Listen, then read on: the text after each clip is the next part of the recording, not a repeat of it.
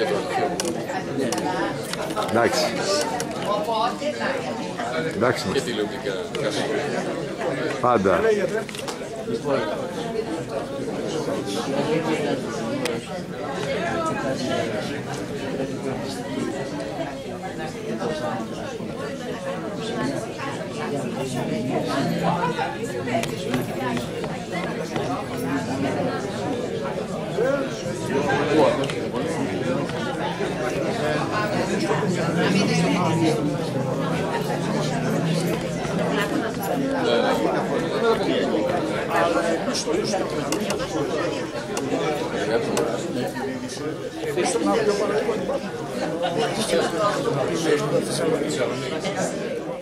Να σας παρακαλέσω λίγη ησυχία για να ξεκινήσουμε.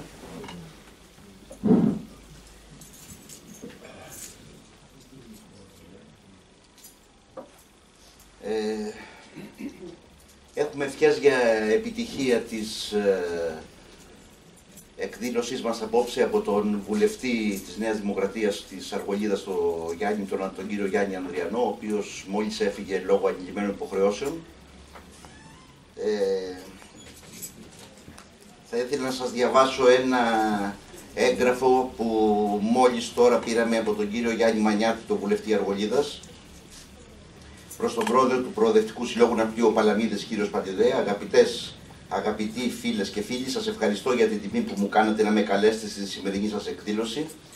Λυπάμαι όμως γιατί λόγω της συμμετοχής μου ως ομιλητής στο Διεθνές Οικονομικό Φόρουμ των Δελφών για το προσφυγικό και την κρίση στην Ευρώπη και την Ελλάδα, δεν μπορώ να είμαι σήμερα μαζί σας. Θέλω για μια ακόμα φορά να σας συγχαρώ για τις εξαιρετικές εκδηλώσεις που διοργανώνετε και εύχομαι μέσα από τη σημερινή ομιλία του κυρίου Δαρλάση να αξιοποιηθεί το πλήθος των επιγραμμάτων της Παλατινής Ανθολογίας για να γνωρίσουμε καλύτερα τη μεγάλη περίοδο από τον 7ο αιώνα π.Χ. μέχρι το 600 μετά Χριστόν που καλύπτουν. Καλή επιτυχία στην εκδήλωσή σας. Γιάννης Μανιάτης, βουλευτής Αργολίδας. Κύριε Νομάρχη, κύριε Δήμαρχε, έχουμε ευχές για την επιτυχία της εκδήλωσής μας απόψε από την πρόεδρο του ΔΟΠΑΤ, την κυρία Πόπη Καλκούνου, η οποία δυστυχώς και αυτή λόγω ανηλυμένων υποχρεώσεων δεν θα μπορέσει να είναι μαζί μας. Κυρίες και κύριοι, η αρχαία ελληνική γλώσσα είναι πλούσια. Όχι μόνο ως προς τα γράμματα και τις λέξεις που εφήβραν οι Έλληνες και ως προς τη σύλληψη των ενιών που αποδίδουν οι λέξεις, αλλά και ως προς τον τρόπο που οι Έλληνες εξέφρασαν τα νοήματα. Η αρχαία ελληνική γλώσσα δεν περιορίζεται σε όσα διδαχθήκαμε στο γυμνάσιο και στο λύκειο. Η γλώσσα και τα νοήματα στα γραπτά του Πλάτωνα, του Αριστοτέλη, του Θουκυδίδη, του Σοφοκλή, του Περικλή και κάποιων ελάχιστων άλλων που εξακολουθούν να διδάσκονται, είναι ένα μέρος μόνο του γλωσσικού πλούτου που γνωρίζουν οι περισσότεροι εξημών. Σήμερα έχουμε την τύχη να εμβαθύνουμε σε ένα ιδιαίτερο τρόπο έκφρασης και απόδοσης της φιλοσοφικής σκέψης, στα επιγράμματα. Η Παλατινή Ανθολογία είναι μια συλλογή ποιημάτων, κυρίως επιγραμμάτων, που καλύπτουν μια μεγάλη περίοδο. Πήρε το όνομά της από την βιβλιοθήκη του Παλατινάτου. Το Παλατινάτο ήταν ένα σύνολο γερμανικών κρατηδίων στα δυτικά της Αγίας Ρωμαϊκής Αυτοκρατορίας. Στα γερμανικά ήταν το Παλατινάτο του Ρήνου, Πφάλς.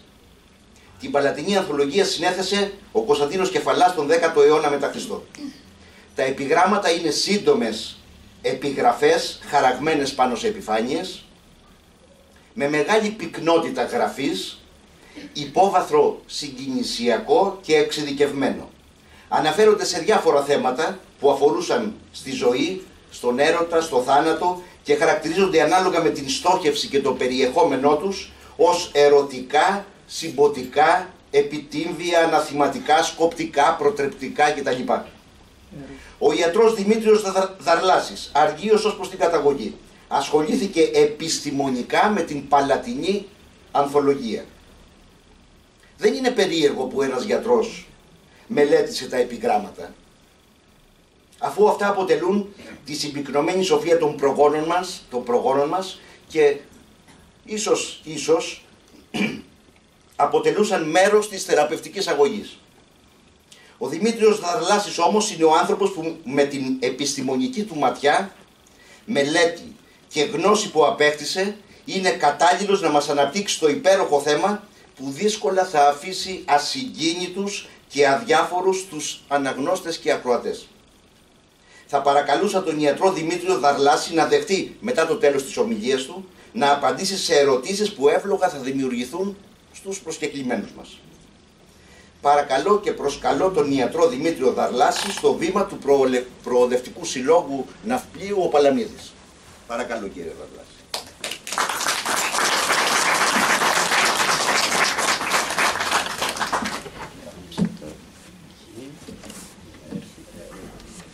Λοιπόν, κανόνισε το εκεί εσύ. Για δες. Έχει κάπου. Ανοιχτό είναι. Ναι.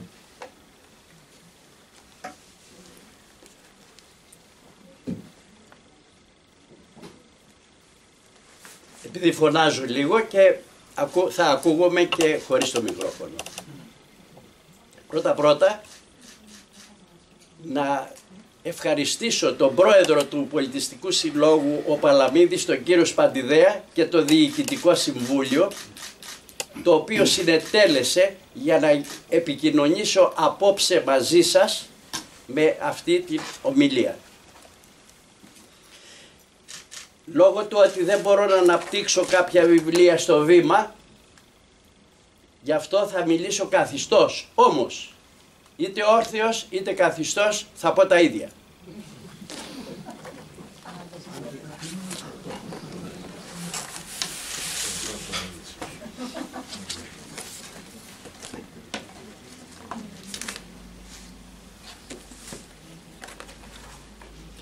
Αγαπητές κυρίες, αγαπητοί κύριοι, καλησπέρα σας. Ο τίτλος της σημερινής μας ομιλίας είναι «Παλατινή Ανθολογία». Αν βγείτε έξω και ρωτήσετε 100, 200, 500 ανθρώπους όσους θέλετε και να τους πείτε τι είναι Παλατινή Ανθολογία, εάν βρείτε κάποιον, φέρτε τον να τον γνωρίσω κι εγώ. Διότι σπανίως θα βρείτε ανθρώπους να έχουν ακούσει αυτόν τον όρο.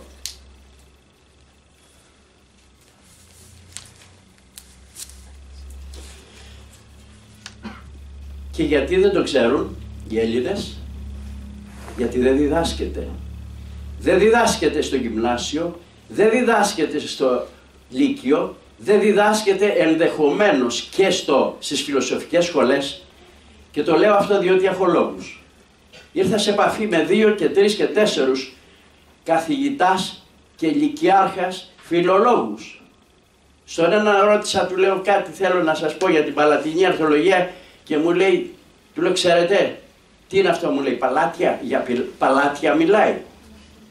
Ένας άλλος, επίσης λυκειάρχης, φιλόλογος, μου είπε ότι κάτι ποίηματα είναι, λέει, στην Ιταλία. Τι θέλω να πω με αυτό? Ότι ενδεχομένως ακροθυγός διδάσκεται και στα πανεπιστήμια, στις φιλοσοφικές σχολές. Γιατί δεν λέω για τις άλλες σχολές των πανεπιστημίων που έπρεπε ίσως να γίνεται 2 λόγια να ξέρουν ο κόσμος, αλλά δεν ξέρουν ενδεχομένως, αφού και οι καθηγητές προβληματίζονται να απαντήσουν τι είναι Παλατινή Ανθολογία. Και γιατί δεν ξέρουν οι Έλληνες? Είπαμε γιατί δεν διδάσκονται. Όμως, έχω έτσι προβληματισμό στο εξής. Όλα τα χρόνια σκέπτομαι ότι ποτέ δεν είδα έναν εκπαιδευτικό που άσπρισαν τα μαλλιά του, που έζησε την παιδεία 30 και 40 και 50 χρόνια, που την γνωρίζει εκ βαθέων de profundis, την παιδεία, να γίνει υπουργός παιδείας. Αντί τούτου, πολιτικός μηχανικός, δικηγόρος, γιατρός, απλός απόφοιτος γυμνασίου κτλ. Όταν λοιπόν θα φέρνανε στον υπουργό παιδείας που θα ήταν ένας ασπρομάλης που έζησε την παιδεία, βιβλίο της τρίτης γυμνασίου που θα έχει μέσα συνταγές μαγειρικής, θα το πέταγε. Που θα είχε ο Λάκης που τα έφτιαξε με τη ρούλα, ναι, ανάγνωσμα στην τρίτη γυμνασίου. Ο Λάκης τα έφτιαξε με τη ρούλα. Έπρεπε να μάθουν τα παιδιά για το Λάκη και τη ρούλα που τα φτιάξανε. Θα το πέταγε. Όταν έβλεπε λοιπόν να έχει μέσα ποίημα που να ευχαριστεί το Θεό, να το προσεύχεται στο Θεό να του φέρει σάντουιτς, υπήρχε αυτό γραμμένο σε σχολικό βιβλίο. Προσεύχεται στο Θεό να του φέρει σάντουιτς. Όταν θα του έφερε του Υπουργού, όταν η Σμύρνη είχε η θάλασσα κοκκινήσει και το γιορτάζουνε, προσέξτε, το ζήσαμε αυτό στη Σμύρνη, το γιορτάζουνε το καλοκαίρι, τον Ιούλιο-Αύγουστο οι Τούρκοι, για να θυμίσουνε το κόκκινο της θαλάσσης από το αίμα, κόβανε καρπούζα για να κοκκινήσει η θάλασσα. Και όταν κοκκίνιζε η θάλασσα από την ανηλεή σφαγή, κάποιος ενέκρινε βιβλίο που έλεγε ότι έγινε συνοστισμός. Πώς γίνεται συνοστισμός για να πάμε στη Μύκονο, στην παραλία, πώς γίνεται συνοστισμός για να πάμε στη Σαντορίνη. Όταν λοιπόν δεν υπάρχει εκπαιδευτικός, γιατί να, η άποψή μου, δεν πρόκειται η παιδεία ποτέ να πάει μπροστά. Με τους δικηγόρους, τους γιατρούς, τους πολιτικούς, μηχανικούς κτλ. Πρέπει να είναι εκπαιδευτικός που θα έχει ζήσει την παιδεία, που θα ξέρει την παιδεία, που θα είναι λόγιος, που θα έχει γράψει για την παιδεία. Επομένως μπορεί να εγκρίνει τέτοια πράγματα. Και δεύτερον, δεν θα έλεγε να βάλουμε τα παιδιά να μάθουν και κάτι άλλο εκτός από αυτά τα καθιερωμένα, δηλαδή για την Παλατινή Ανθολογία. Γιατί το λέω αυτό? Γιατί ήρθε μια καθηγήτρια Γαλλίδα στο ιατρείο και είδε ένα βιβλίο για την Παλατινή Ανθολογία και μου λέει, βλέπω έχετε εδώ την Παλατινή Ανθολογία. Ναι, της λέω, την ξέρεις? Βεβαίως, μου λέει. Τι ξέρεις? Και μου είπε και έμεινα έκπληκτος για αυτά που ήξερε για την Παλατινή Βιβλιοθήκη. Μα πού τα ξέρεις αυτά? Τι διδασκόμεθα? Και τη διδάσκουμε και στη Γαλλία και στη Γερμανία και αλλού. Πλην Ελλήνων, όπως έλεγε ο Καβάφης, πλην Λακεδαιμονίων. Παντού διδάσκεται, εκτός από τα Ελληνόπουλα.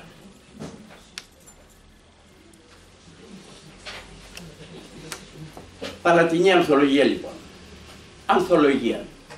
Διαλέγω ό,τι καλύτερο από διάφορα ομοειδή πράγματα, τα πιο ωραία. Για το βάζο του σπιτιού μου διαλέγω τα καλύτερα λουλούδια και αν θέλω να κάνω ποίηματα, μάλλον να φτιάξω ένα βιβλίο ποιημάτων, θα διαλέξω τα καλύτερα και θα κάνω ποιητική ανθολογία. Αν θέλω να κάνω διηγήματα, ανθολογία διηγημάτων.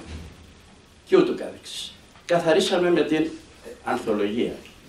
Εκείνο το Παλατίνι πώς μπήκε στη μέση. Εκεί, όπως είπε και ο πρόεδρος, θα πάμε πίσω στο Μεσαίωνα. Τότε η Γερμανία δεν ήταν ενιαίο κράτος όπως είναι σήμερα. Αποτελείται από κρατήδια πολλά. Ένα τέτοιο κρατήδιο ήταν η ηγεμονία του κάτω Παλατινάτου. Έτσι το λέγαμε. Με γιά τους και χαρά τους έτσι θέλανε. Το Παλατινάτο ίσως το πήραν από τη Ρώμη.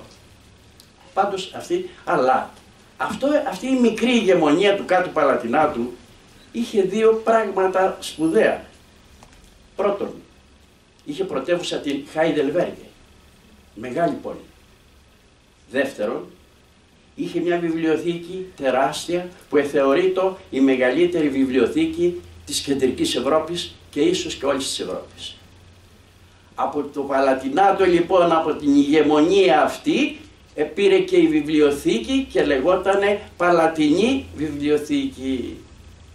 Ένας Γάλλος, λόγιος, φιλόλογος, το 1606 έψαχνε να βρει από τη Γαλλία θέματα γιατί έγραφε, ήταν άνθρωπος που έγραφε βιβλία και σκέφτηκε να πάει στη Χαϊντελβέργη και στην Παλατινή Βιβλιοθήκη Βρέθηκε εκεί λοιπόν και ψάχνοντας, δεν ξέρω αν ήταν σκονισμένα τα ράφια της Παλατινής Βιβλιοθήκης, εκεί βρίσκει 2 κώδικες. Ένας κώδικας έλεγε ο κώδικας του Κεφαλά, ένας άλλος του Πλανούδη. Ο κώδικας του Κεφαλά, πάμε στον Κεφαλά, ήταν εφημέριος παπάς μιας Βυζαντινής εκκλησίας. Όμως ήταν λόγιος και ήξερε τι παραπεί επίγραμμα και μάζευε επιγράμματα. Ίσως και από άλλες συλλογές που βρήκε ή και μόνος του, και μάζεψε 3.700 επιγράμματα, τα οποία όμως ήταν ανακατεμένα. Είχαν διάφορα θέματα. Κάθεται και επιμελώς ξεχωρίζει όσα αφορούσαν στον έρωτα, ερωτικά, το βιβλίο. Όσα ήταν, τα λέγανε στα συμπόσια, συμποτικά.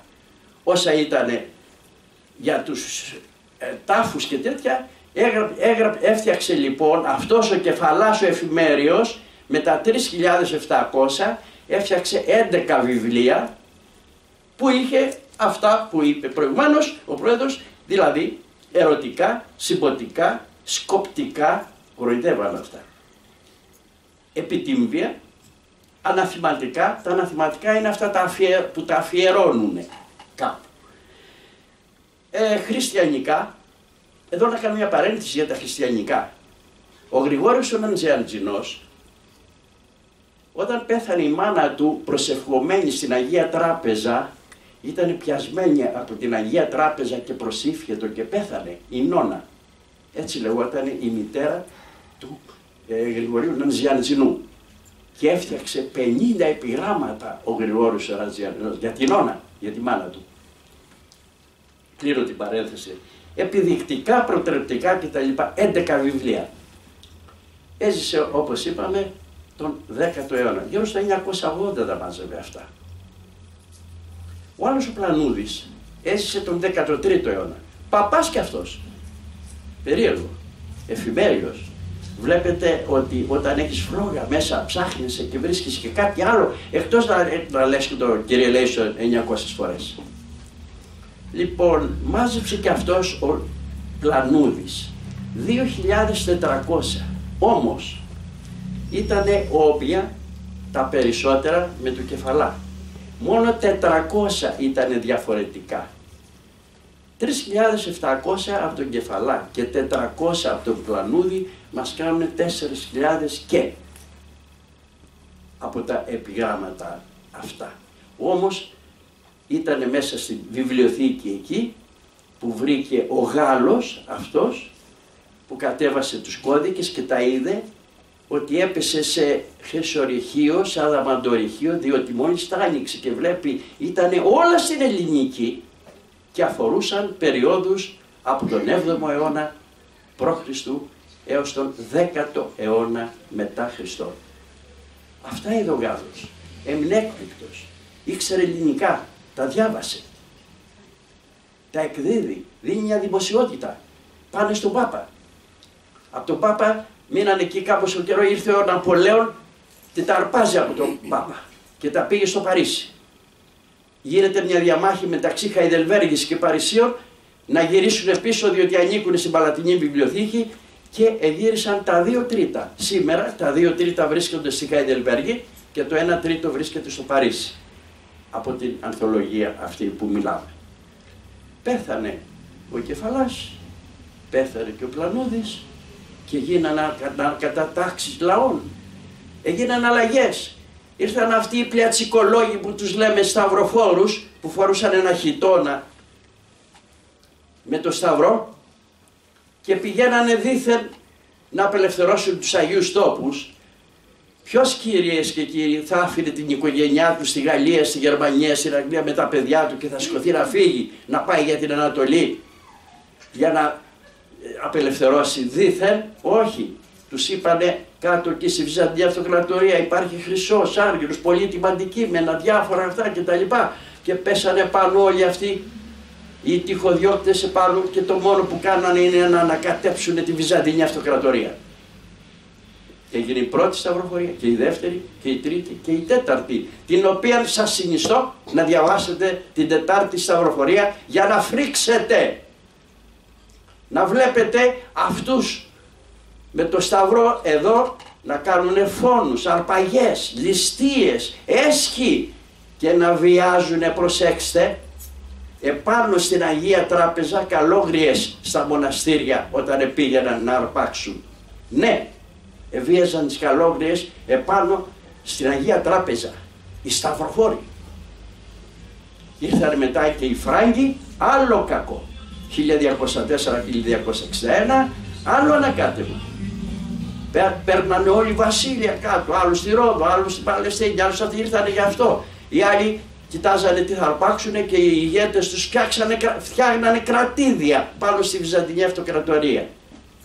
Ήρθαν μετά και οι Τούρκοι που να βρεθούν οι κώδικες του Κεφαλά και του Πλανούδη. Χάθηκαν.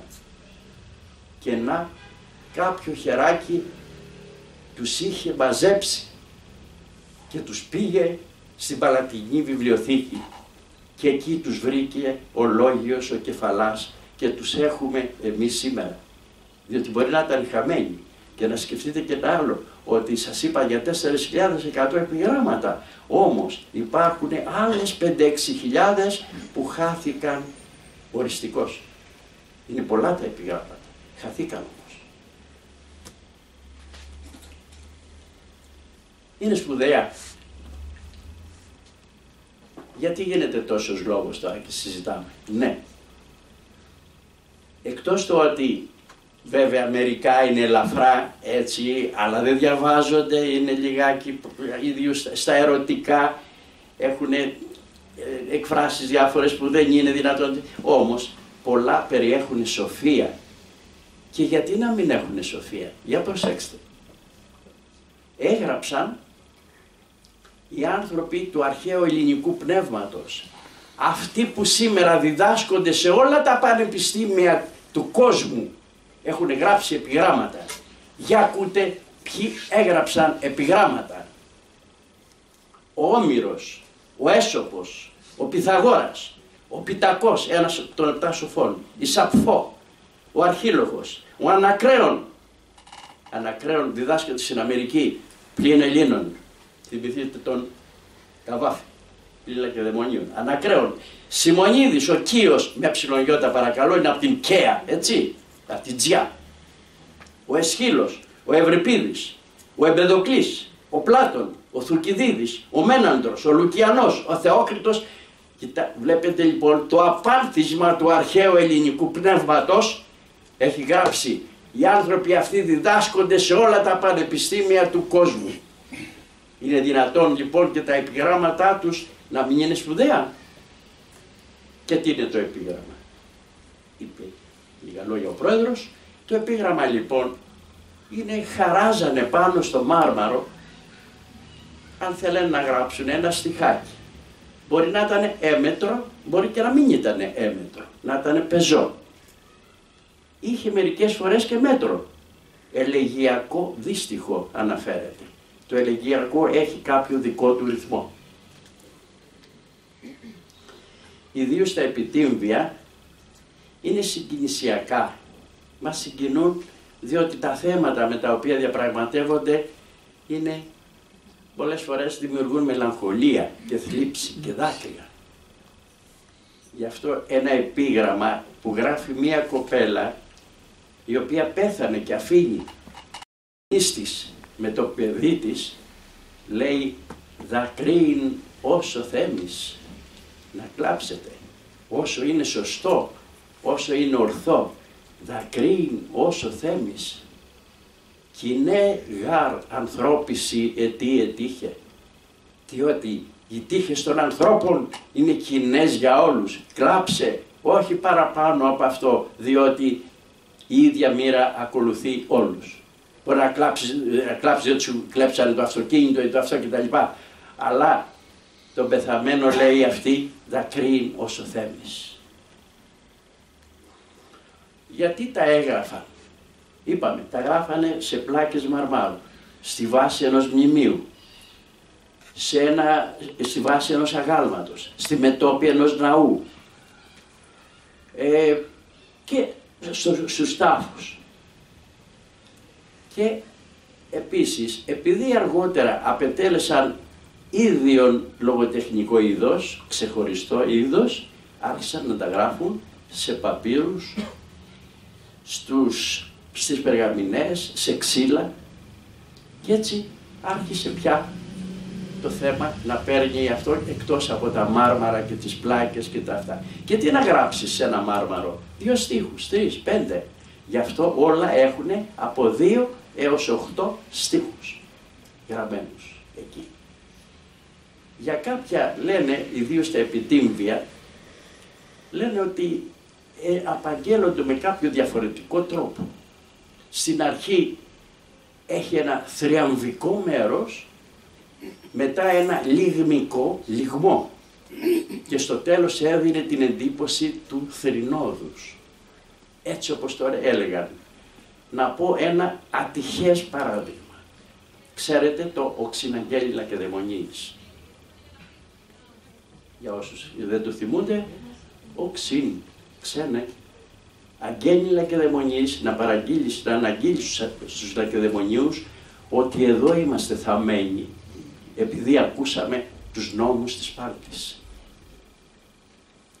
Λοιπόν, έλεγε κάποιοι ερευνητές ότι στην αρχή τα είχε θριαμβικό μέρος. Όξι αγγέλην Λακεδαιμονής, λιγμικό μέρος. Ότι τι είδε εκεί είμεθα, εδώ είμαστε θαμμένοι, τη σκήνων ρήμας κυθόμενοι.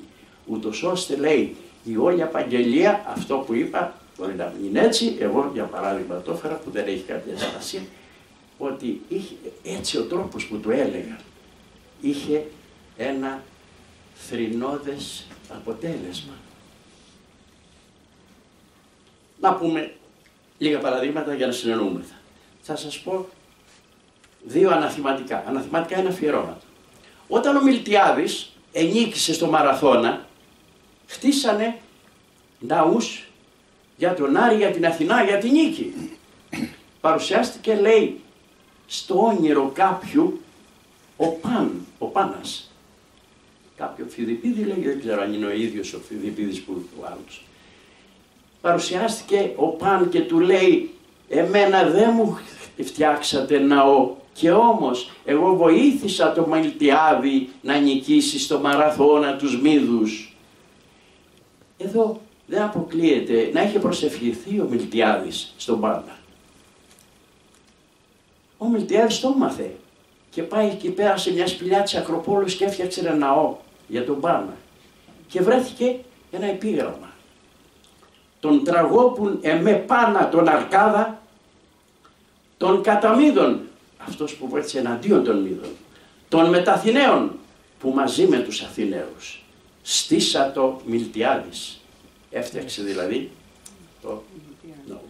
Ένα άλλο από τα Λάφυρα, Αθηναίοι το Απόλλωνη, οι Αθηναίοι στον Απόλλωνα, από Μύδων Ακροθήνια. Ακροθήνια λέγονται τα Λάφυρα. Αυτά τα 2 είναι αναθηματικά. Ένα άλλο λέει, φιλοσοφή, ουκ έσκον το ζήν ίδιον ξένε, το χρήσαντι χρόνο χρυσάμενος ανταπέδω καπάλιν.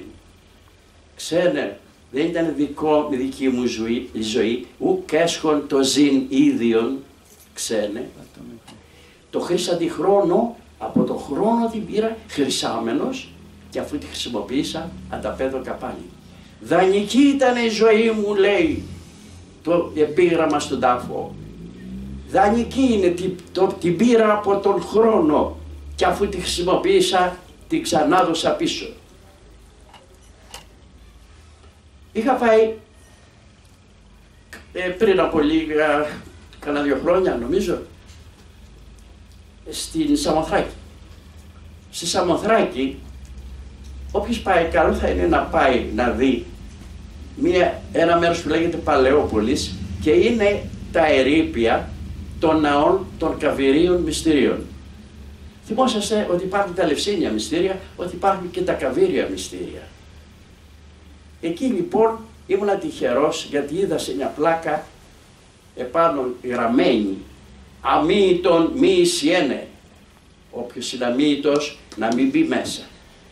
Γινόταν λοιπόν μια διαδικασία. Περνούσαν από εκεί, μετά από εκεί, μετά από εκεί, γινόταν μοίησης και μετά έμπαινε μέσα. Παρένθεσης. Ο Φίλιππος ο Δεύτερος βρισκόταν στη Θράκη και προσπαθούσε να κατακτήσει τους Θράκες. Μια και ήταν κοντά στη Θράκη, είπε δεν πετάγουμε μέχρι τα καβύρια μυστήρια να μοιηθώ. Δεν είχε μοιηθεί. Και τι ήταν οι μοίησεις, από τα Ελευσίνια δεν μάθαμε τίποτα. Από τα καβύρια διέρευσαν. Απλώς τους μιλάγανε για την τύχη τους, αν θα ζήσει, αν θα πεθάνει, αν θα νικήσει, αν θα είναι βασιλιάς, αυτά κτλ. Για την τύχη τους μιλάγανε. Πήγε λοιπόν εκεί ο Φίλιππος ο Δεύτερος και καθώς εμοιήτο εκεί ήταν μια ιέρια, ένα πολύ όμορφο κορίτσι που το λέγανε Μυρτάλη. Για σημειώστε το όνομα, Μυρτάλη. Του άρεσε και την πήρε, βασιλιάς ήτανε, την πήγε στις Αιγαίες στη Μακεδονία. Κάποτε κατέβηκε κάτω, όχι κάποτε, ίσως πολύ σύντομα, την ενυμφεύθη τη Μυρτάλη. Είχε και 5-6 άλλες. Ήτανε συνήθεια αυτό. Αλλά αυτή την όρισε σαν επίσημο βασίλισσα που του έδινε τον διάδοχο. Κατέβηκε στην Ολυμπιάδα και νίκησε. Προσέξτε, ξέρετε ότι κανένας δεν μπορούσε να λάβει μέρος στην Ολυμπία αν δεν ήταν Έλληνας. Μια απόδειξη, όχι ένδειξης, ότι ήταν Έλληνες οι Μακεδόνες. Ελληνικά μιλούσαν. Ο Ευρυπίδης παρουσίαζε εκεί πέρα τραγωδίες. Δεν είχε μεταφραστεί. Μπορεί να είχαν μια διαφορά όπως οι Κρητικοί, όπως οι Πόντιοι κτλ. Αλλά ελληνικά μιλούσαν. Το ότι κατέβηκε ο Φίλιππος κάτω και έλαβε μέρος είναι μια τρανή απόδειξη ότι ήταν Έλληνες Μακεδόνες, να τα ακούσουν όχι οι Σκοπιανοί, οι Αμερικάνοι, οι Άγγλοι, οι Γάλλοι κτλ. Εκεί. Λοιπόν, ενίκησε σε κάποιες αρματοδρομίες ο Φίλιππος ο Δεύτερος και γυρίζει πίσω και αυτή τη Μυρτάλη την ονόμασε Ολυμπιάδα. Για σκεφτείτε, ποιος γεννήθηκε από τον Φίλιππο το Δεύτερο και την Ολυμπιάδα? Καλά το σκεφτήκατε, ο Μέγας Αλέξανδρος. Ο Πλάτων είχε φιλοσοφική σχολή και είχε κόσμο. Έζησε 1000 χρόνια η φιλοσοφική σχολή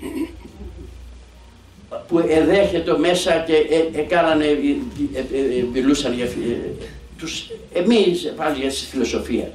Και ο Ιουστινιανός ο Έξυπνος το 529 μετά Χριστόν την κατήργησε. 1000 χρόνια. Όμως ο Πλάτων ήταν επηρεασμένος από τον Πυθαγόρα. Ο Πυθαγόρας έλεγε ότι όλο το μυστικό του σύμπαντος, τα πάντα βρίσκονται κρυμμένα στους αριθμούς. Ο αριθμός είναι ο πυρήνας από τον οποίο εξαρτώνται όλα, ακόμα και η δημιουργία. Ο Πλάτων το παραδέχτηκε τον Πυθαγόρα, παρόλο που έχουν ζήσει, άλλος ένας είναι προσοκρατικός, έτσι, και ο άλλος. Λοιπόν, και έβαλε και αυτός ότι πρέπει να γνωρίζουν μαθηματικά όσοι θα φοιτήσουν στη φιλοσοφική του σχολή, και έχει γράψει και τον Τίμαιο, ένα διάλογο που ασχολείται με τα μαθηματικά. Το ξέρουν οι εκπαιδευτικοί. Λοιπόν, εκεί απ' έξω βρέθηκε ένα επίγραμμα. Αγεωμέτρητος μη δεις εισίτων μου τη στέγη. Κανένας να μην μπει μέσα αν είναι αγεωμέτρητος, δηλαδή δεν ξέρει μαθηματικά. Προϋπέθεται το να ξέρεις μαθηματικά για να φοιτήσεις μέσα στη φιλοσοφική σχολή του Πλάτωνος. Και έχουμε τώρα και σας προβληματίζω με το εξής. Η κβαντική θεωρία, η θεωρία της σχετικότητος του Einstein, μιλάνε για αριθμούς. Ο αριθμός, η εξίσωση στο Αϊνστάιν, μάζα, είναι ένας αριθμός. Το τετράγωνο της ταχύτητας φωτός είναι αριθμός. Στην κβαντική θεωρία ασχολούνται με αριθμούς. Μήπως λοιπόν το είχαν πιάσει χιλιάδες χρόνια πριν, διότι σήμερα αυτές οι κβαντικές θεωρίες και της σχετικότητος μας μάλλον εξηγούν τη δημιουργία του σύμπαντος. Αυτό έλεγε ο Πυθαγόρας πριν από χρόνια. Και για να ελαφρύνουμε λιγάκι, να μην το κάνουμε και πολύ σοβαρά, μέσα σε αυτά σας είπα δύο αναθηματικά, σας είπα αυτό για το αμύγιο του δύο από τον Πλάτωνα και από τα Καβύρια, να πούμε και ένα ερωτικό. Μετά τον έρωτα, αφού οι χάρες τους ξοφλάνε, οι άνδρες στις γυναίκες τους τις πλάτες τους γυρνάνε. Γιατί μετά το σμίξιμο γλυκές πάβουνε να είναι. Αλλά εγώ λέω ότι αυτός αφού έκανε τη δουλειά του και γύρισε τις πλάτες στη γυναίκα του, όμως γλυκές πάβουνε να είναι, δεν ισχύει, γιατί οι γυναίκες είναι πάντα γλυκές.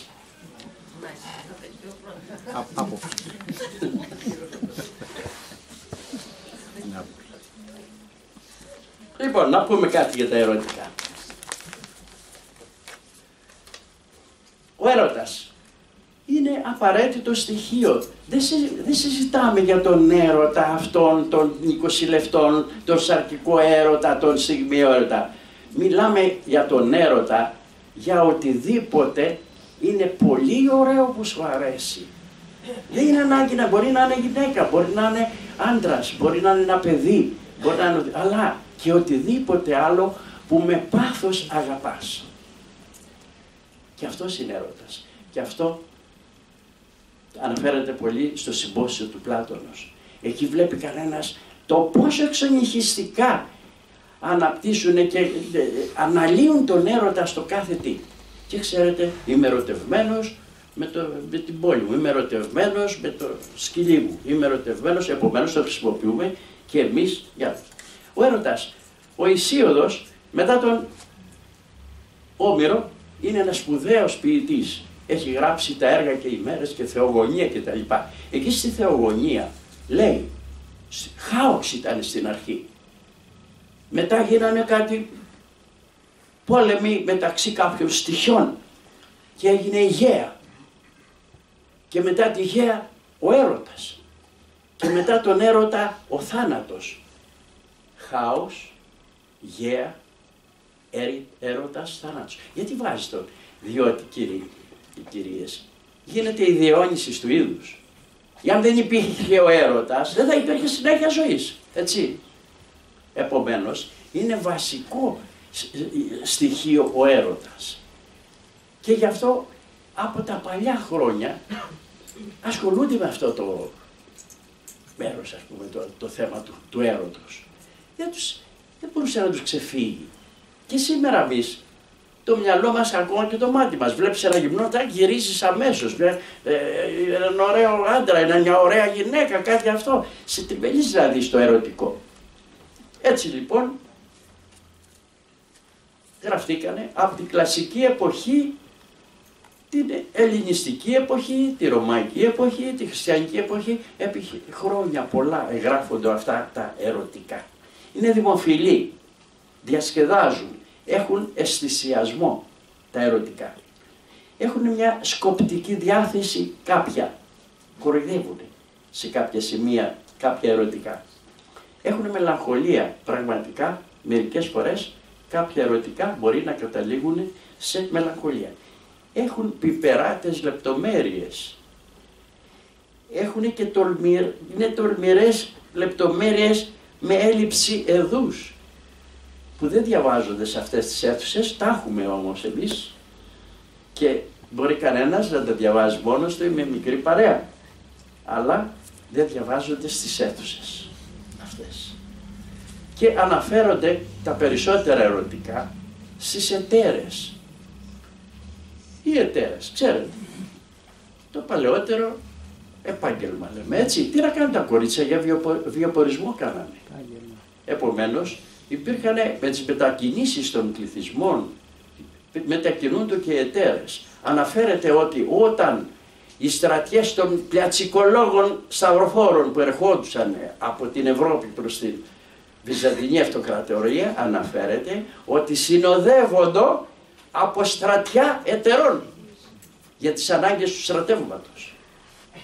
Έτσι λοιπόν υπήρχαν πάρα πολλές εταίρες. Μερικές ήταν πλούσιες, μερικές ήταν πολύ μορφωμένες και ασχολούνται με αυτόν που πήγαινε εκεί και με συζητήσεις διάφορες. Όπως οι γκέισες, η γκέισα στην Ιαπωνία δεν είναι μία να κάνεις τη δουλειά σου για 20 λεπτά.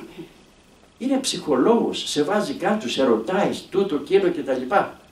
Επομένως και κάποιες τέτοιες υπήρχαν. Και αυτές ιδίως οι πλούσιες, και η Λαΐδα και η Φρίνη και η Ασπασία. Ξέρετε ότι, ίσως δεν ξέρετε κάποιοι, ότι η γυναίκα του Θεμιστοκλέους ήταν ετέρα. Του Περικλέους, ναι, του Περικλέους ήταν ετέρα η Ασπασία. Όλοι το ξέραμε. Συγγνώμη. Λοιπόν, και λέει ένα επίγραμμα, χρυσών μάλλον οι εραστάς ασπάζονται ετέρε. Χρυσών μάλλον οι εραστάς ασπάζονται ετέρε. Το παραδάκι ασπάζονται και όχι τους εραστές. Και για κοπέλες έχουν γραφτεί, αλλά οι κοπέλες δύσκολα κυκλοφορούσαν. Διότι πάντοτε έπρεπε να συνοδεύονται με μία δούλη. Δεν ήταν και τόσο εύκολο να κυκλοφορήσουν. Πάντως είναι γραμμένες και για αυτές. Τώρα να σας διαβάσω μερικά από τα επιγράμματα. Το Ανακρέοντος. Ξέρετε τον Ανακρέοντα? Εκτός από τους εκπαιδευτικούς, δεν ξέρω και ας πούμε. Διδάσκεται στην Αμερική, διάβαζα, ο Ανακρέον. Τα Ελληνόπουλα δεν έχουν ιδέα ποιος είναι ο Ανακρέον. Ο Ανακρέον λοιπόν έζησε τον 6ο αιώνα π.Χ. από την Τέο της Μικράς Ασίας.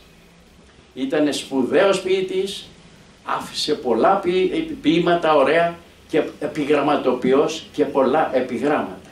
Λένε ότι είχε και δύο πάθη, ότι ήταν γυναικάς και ότι ήταν πότης. Μακάρι ο άνθρωπος να ήταν και γυναικάς και πότης και ποιος του λέει να μην ήταν.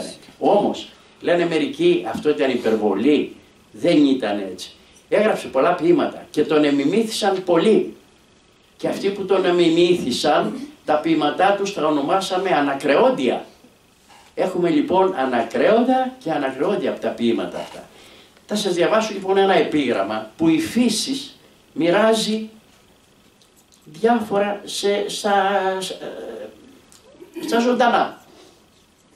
Η φύση έδωσε στους ταύρους κέρατα, στα άλογα οπλές, στους λαγούς τη γρηγοράδα, στα λιοντάρια δόντια ρεά για να ξεσχίζουνε. Η συνεχής οδοντοστοιχεία δεν ξεσχίζει, τα ρεά δόντια ξεσχίζουν. Το κολύμπημα στα ψάρια, στα πετούμενα φτερά, την αντριά στα παλικάρια. Μα για τις γυναίκες πια τίποτε δεν είχε μείνει. Και τους χάρισε ομορφιά που αξίζει από όλα τα σκουτάρια και από όλα τα σπαθιά. Και νικά φωτιά και ατσάλι όποια τύχη να έχει κάλλει. Και νικά φωτιά και ατσάλι όποια τύχη να έχει κάλλει. Και το σίδερο και τη φωτιά και οτιδήποτε όλα τα νικά η ομορφιά. Και γίνεται μυς και γίνεται στάρ και γίνεται ηθοποιός και γίνεται γραμματεύς. Όταν είναι μανούλι ωραίο και τα λοιπά, ενώ όταν πάει μια κακομοίρα, μια κακαϊδούλα με 10 πτυχία, ασχημούλα, της λένε εντάξει, έχουμε, τώρα δεν χρειαζόμαστε. Λοιπόν, και νικά, φωτιά και ατσάλι, όποια τύχη να έχει κάνει, η ομορφιά πάει μπροστά. Και ακούστε, εκινδύνευσε να ματαιωθεί η εκστρατεία στην Τρία από δύο γυναίκες. Σε ένα γιουρούσι που κάνανε οι Έλληνες, πιάσανε και γυναίκες και τις μοιραστήκανε. Και ο αρχιστράτηγος, ο Αγαμέμνων, διάλεξε για όμορφη την Χρυσιίδα. Χρυσής. Το δε πρωτοπαλίκαρο του στρατεύματος ήταν ο Αχιλλέας και διάλεξε την Βρυσιίδα. και έρχεται ο γέρος, πατέρας της Χρυσίδος, γονατίζει, φέρνει χρυσό, φέρνει χρυσά κύπελα, φορείς κλαίει, γονατίζει στον Αγαμέμνονα και του λέει δώσ' μου την κόρη, είμαι γέρος, θα τη χρειαστώ και αυτό, σε παρακαλώ. Αυτό το κέρατο βερνικωμένο Αγαμέμνον έριξε και μια λοξιματιά στο χρυσάφι, του φέρε και του λέει εντάξει πάρτε. Και τι κάνει? Όταν έλειπε ο Αχιλλέας από τη σκηνή, πάει αρπάζει στη Βρυσίδα και την πήρε στη σκηνή. Καταφθάνει ο Αχιλλέας, που είναι η Βρυσίδα. Λέει την πήρε ο Αρχιστράτηγος. Τι παραπεί την πήρε ο Αρχιστράτηγος? Εδώ τις έχουμε μοιράσει. Λοιπόν, Μυρμηδόνες, όλοι στα πλοία φεύγουμε για την Ελλάδα. Πάει να τους επιβάσει να φύγουνε. Μείνιν, άιδε Θεά, αχιλιοπηλιάδε, ο Αχιλίος, έτσι. Λοιπόν, πέσανε πάνω ο Αίας, ο Οδυσσέας, ο Παλαμίδης, οι άλλοι πέσανε πάνω. Πού πας μου Αχιλλέα? Εδώ ήρθαμε για την Τρία να πούμε για τη Βρυσίδα και τη Χρυσίδα. Εν πάση περιπτώσει τον καταφέρανε να μείνει και ήταν χολωμένος, δεν ελάβαινε μέρος για τίποτα. Γιατί το λέω αυτό? Και ειδικά φωτιά και ατσάλι, όποια τύχη να έχει κάνει. Για αυτές τις γυναίκες παραλίγο θα τελείωνε και η εκστρατεία της Τρίας. Συζητούν δυο εταίρες. Προδίκη τη λένε. Δεν σου έλεγα προδίκη μου γερνάμε? Δεν σου έλεγα θα φτάσουνε τον έρωτα αυτά που καταστρέφουν? Για να δούμε ποια καταστρέφουν τον έρωτα. Τώρα ρητίδες, άσπρα μαλλιά και πλαδαρό το σώμα. Και στόμα που τις χάρες του σαν πρώτα πια δεν έχει. Ζάρωσε και το στόμα της κακομοίρας. Γύρω γύρω. Ποιος τώρα όπως έγινε θα έρθει πάλι κοντά σου? Ποιος τώρα θα σε παρακαλεί εσέ με κολακίες? Θα σε προσπερνούν γρήγορα σαν άγνωστοι εσένα. Της λέει. Δηλαδή εταίρες στα γεράματα. Ένας εξυπνάκιας, να δούμε τι λέει. Συζητάει με ένα φίλο του. Χαρίδημε. Δεν σου λέγα δεν γίνεται κανείς να τέρπει την ψυχή του αν με την ίδια πάντοτε γυναίκα αγαπιέται? Για προσέξτε. Δεν γίνεται να τέρπει την ψυχή του αν με την ίδια πάντοτε γυναίκα αγαπιέται. Ποια είναι η ίδια? Η σύζυγος, έτσι. Επομένως, τέτοια η φύση μας, του λέει, λάγνα, ξένα κορμιά να θέλει, παθιάζεται να ξελογιάζει τον άλλον τις γυναίκες, λέει το επίγραμμα. Καμάκι ξέρετε τι είναι. Ο νεαρός που τρέχει πίσω από την τουρίστρια και της λέει γλυκόλογα και της λέει σαχλαμάρες και της λέει κολακίες και της λέει αυτό, προσπαθώντας να πω έχει τουρίστρια και Ελληνίδες. Ο νεαρός που τρέχει από πίσω κτλ. Μα νομίζετε ότι είναι φρούτο καινούριο? Για ακούστε ένα επίγραμμα πρώτος αιώνας π.Χ. του Φιλόδημου. Ο Φιλόδημος ήταν επικούριος φιλόσοφος. Αυτός λοιπόν έχει γράψει και επίγραμμα. Και λέει λοιπόν το καμάκι του πρώτου αιώνος π.Χ. Στάσω μορφούλα, το ονομάς το ωραίο, πού μπορώ να σε δω? Ό,τι θέλεις θα σου δώσω. Δεν μιλάς? Πού μένεις? Να στείλω στην οδό να σε φέρει? Α, μήπως έχει κάποιος άλλος, Α, ακατάδεκτη. Γεια σου. Ούτε γεια δεν μου λες? Ας είναι. Εγώ ξανά και ξανά θα σ' ανταμώσω. Ξέρω να μαλακώνω και πιο σκληρές από σένα. Πάντως κοπέλα μου για την ώρα, γεια σου.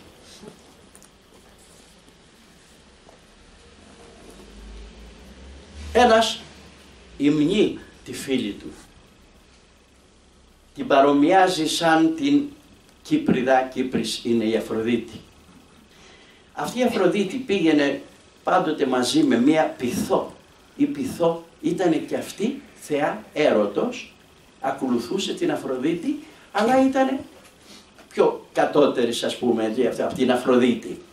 Και λέει στη φιλενάδα του, προσέξτε αυτά είναι στην αρχαία, καλώς έχεις Κύπριδος Πειθούς, σώματος ακμή, αερινών ορών και φθέγμα κτλ. Λοιπόν, τη χάρη έχεις της Κύπριδος και της Πειθούς στο στόμα. Προσέξτε τη σημασία δίνανε στο στόμα. Και της Καλλιόπης στη φωνή, η Καλλιόπη ήταν μουσα. της άνοιξης στο σώμα. Τα χέρια έχεις της Αθηνάς, της Θέμιδος τη σκέψη. Η Θέμης ήταν η θεά του δικαίου. Ήταν το κορίτσι πολύ όριμο. Οι χάριτες δεν είναι 3/4 έχουν στέψει. Δηλαδή σε τόσο τα έχεις όλα που υπήρχαν οι 3 χάριτες, να και εσύ τις λέει είσαι η 4η χάρις. Και στέλνει ένα στεφάνι ένας σε μία φίλη του, τη Ροδόκλεια. Ροδόκλεια, το στεφάνι αυτό σε σένα ναι το στέλνω, που το έχουν τα χέρια μου με ανθούς ωραίο πλεγμένο.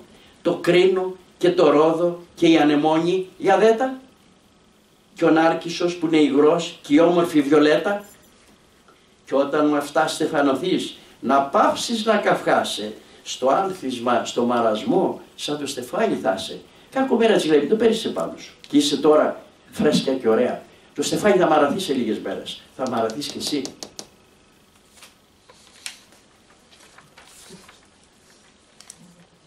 Μία τη λέγανε Ευρώπη. Η Ευρώπη δεν ήταν μόνο εκείνη που άρπαξε σαν ταύρος ο Δίας και την πήγε και έχουμε κτλ. Το γνωστό. Η Ευρώπη ήταν όνομα που το χρησιμοποιούσαν πολλές Ελληνίδες τότε. Έλα λοιπόν τώρα να δεις που η Ευρώπη αυτή έδινε κάτι φιλιά ρουφιχτά. Μα τι φιλιά. Και λέει επίγραμμα. Γλυκά η Ευρώπη που φυλά, τα χείλη μόλις πλησιάζει και όπως το στόμα της κολλά, απ' την ψυχή σου σε αδειάζει. Τόσο πολύ δηλαδή, σου ρούφαγε και την ψυχή ακόμα αυτή η Ευρώπη. Ένας άλλος λιγάκι φτωχός, φτώχεια και έρος, 2 δεινά, που το καθένα τυραννά. Και αν τη φτώχεια τη βαστώ, τον έρωτα αδυνατό. Την φτώχεια λέει την υποφέρω, αλλά χωρίς το έρωτα δεν γίνεται, έλεγε αυτός.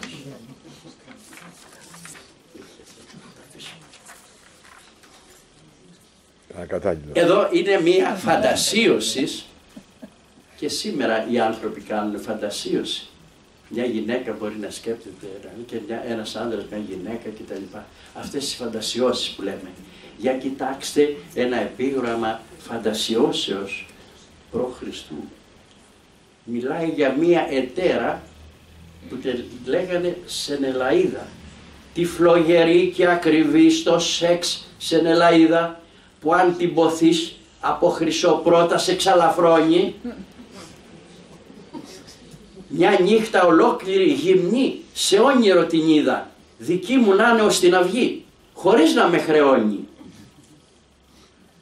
Ποτέ ξανά γονατιστός μπροστά της δεν θα κλάψω, αφού μπορώ να κοιμηθώ και να την απολαύσω. Όνειρα αγγλικά.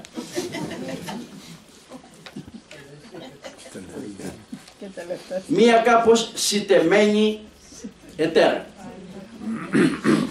Η Χαριτώ.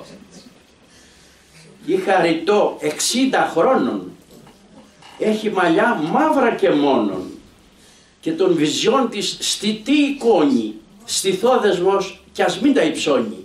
Πόροι αριτίδωτοι που στάζουν σαν αμβροσία μυριάδες, εμπρός εραστές και μη σας νοιάζουν τις ηλικίες οι δεκάδες.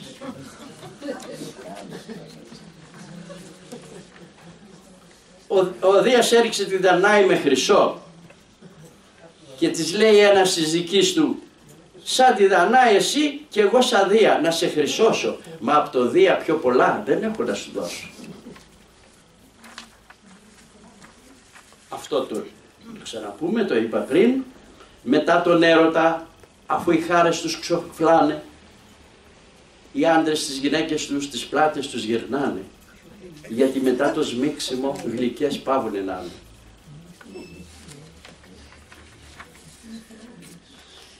Ένας γυροφέρνει μία Παρθένο, περνάνε τα χρόνια και δεν λέει αυτή τίποτα, να σταθεί, τίποτα.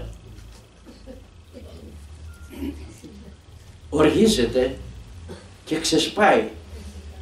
Την παρθενιά σου τι κρατείς, θα φύγεις με ένα άχτη, έρωτα κάτω δεν θα βρεις, μόνον οστά και στάχτη.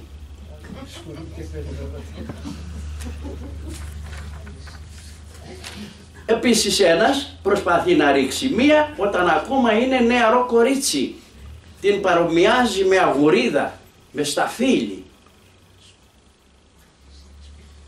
Και όταν σταφύλι ήσουνα και όταν αγουρίδα, μ' αρνήθης. Μα τώρα πια μη μ' αρνηθείς που έγινες σταφύλι.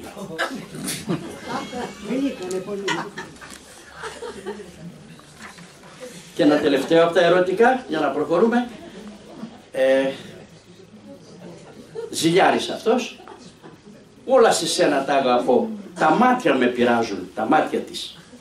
Αφού τους άντρες που μισώ, με πόθο τους κοιτάζουν. Αυτή έργαινε ματιές σε κάποιους που δεν ήθελε αυτή. Από τα σκοπτικά έχω 2-3 διαλέξει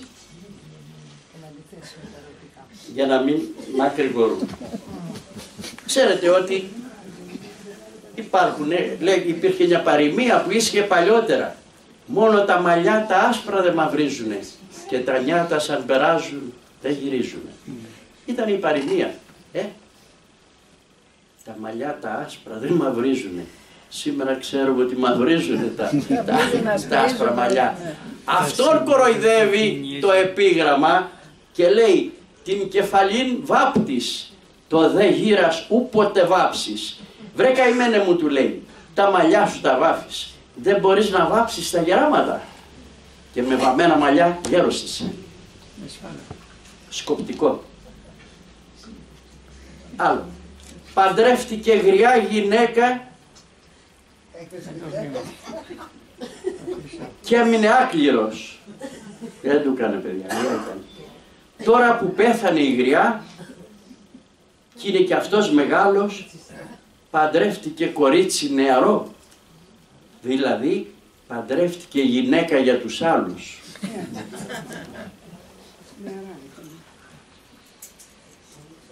Και ένα τρίτο, ποιος ξέρει τι είχε πάθει από τις γυναίκες.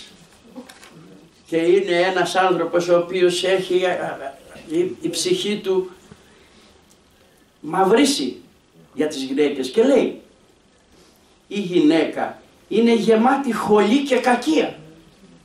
Έτσι έλεγε. 2 ημέρες η γυναίκα είναι καλή. Την ημέρα του γάμου της και την ημέρα της κηδείας της. Μίσος. Μίσος, πολύ. Πάμε στα συμποτικά.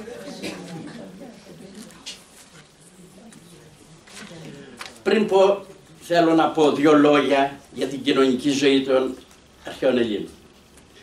Μία βασική εκδήλωσή ήταν η εκκλησία του Δήμου. Εκεί κάνανε νόμους, έκανανε συμμαχίες, έκανανε πόλεμο. Θα κάνουμε πόλεμο με εκείνους, θα κάνουμε συμμαχία με τους άλλους, θα ψηφίσουμε αυτό το νόμο, θα ψηφίσουμε δικαστές. Σας θυμίζω ότι το Σωκράτη τον εδίκασαν 600. Όλοι αυτοί εκρίνονται είτε διαβοής, είτε διακλήρου, είτε αυτό κτλ. Δικαστές, άρχοντες. Αυτή είναι η άμεσος δημοκρατία που αναφέρει ωραία και στο βιβλίο του ο Θέμος ο Γκουλιώνης. Λοιπόν, η άμεσος δημοκρατία. Ο λαός ψηφίζει εκείνη την ώρα, εμείς όλοι. Ενώ εμείς έχουμε αντιπροσωπευτική και εκείνοι κανονίζουν και εμείς μετά αρχίζουμε και φωνάζουμε τι είναι αυτά που ψηφίσατε κτλ. Μια δεύτερη κοινωνική εκδήλωση ήταν το θέατρο. Για προσέξτε. Στην Μητροπολιτική Ελλάδα έχουν βρεθεί 1000 θέατρα. 1000. Μα είναι πολλά. Έλεγα προχθές στους αρκάδες επάνω που τους μιλούσα, ο Ορχομενός έχει θέατρο. Η Μαντινία δίπλα έχει θέατρο. Η Μεγαλόπολη πιο δίπλα έχει θέατρο. Η Τεγέα πιο δίπλα έχει θέατρο. Μέσα σε ένα νομό δηλαδή, και υπάρχουν κι άλλα, πολλά θέατρα. 1000 θέατρα στη Μητροπολιτική Ελλάδα. Και συμπεριλαμβανομένων των 1000, οι 3.000 σε όλο τον ελληνιστικό κόσμο.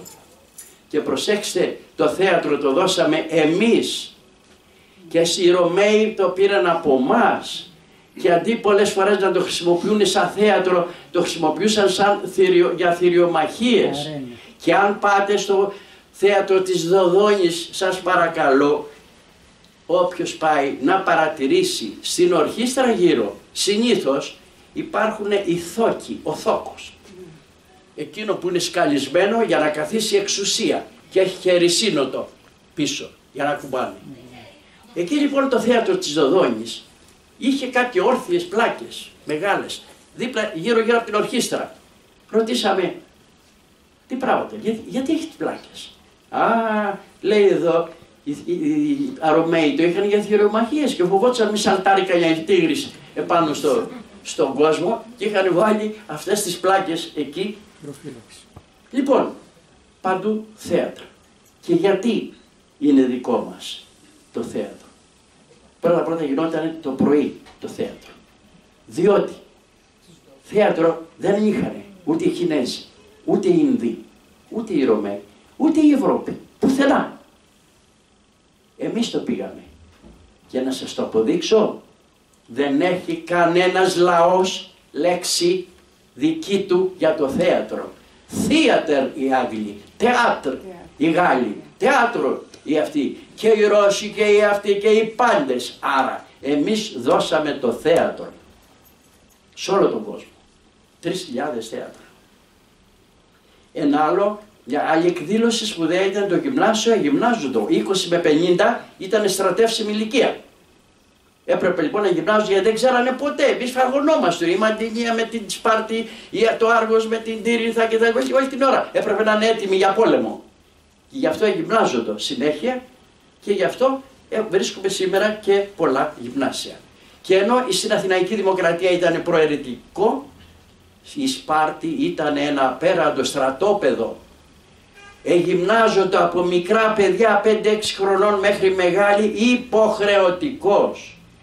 Γι' αυτό ήταν σκληροί οι Σπαρτιάτες. Ούτε τείχος είχαν. Και δύσκολα μπορούσε ένας να αντιμετωπίσει τον οπλίτη Σπαρτιάτη. Φοβερά γυμνασμένοι.